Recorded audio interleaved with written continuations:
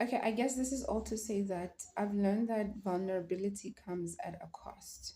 And you have to be very, very careful with who you are vulnerable with, who you choose to, lay out your heart to. You have to be careful. And it's very sad to say because it's not meant to be like that. But a lot of people find pleasure in like I said, slapping you in the face in your most vulnerable times. They use your vulnerability against you. And so you never know who to really trust that is outside of your circle. Um for me, like I said, my circle is my family. And outside of that, like I have to gauge and gauge who it is that I can be vulnerable with, because a stranger will walk into your life, make you feel comfortable only to let you down at the end of the day. And that's human nature.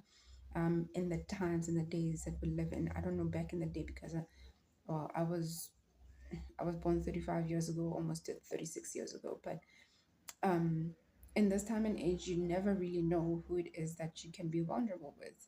And your most trusted people, like I regret a lot of people that I've come across that have been vulnerable with, because all of them have come and slapped me in the face. All of them. There's nobody that has ever entered my life and not slapped me in the face, with my vulnerability. Like, and that's why I keep to myself so much. I never really want to expose myself to anybody unless, like, there's only one person that I've actually ever really, really, really exposed myself to.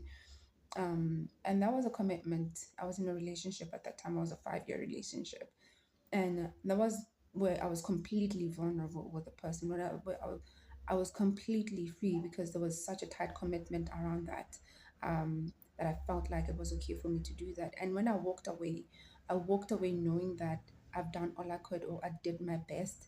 I didn't just walk away. I did everything that I could to make sure that I don't regret walking away. And up until this day, I do not regret walking away.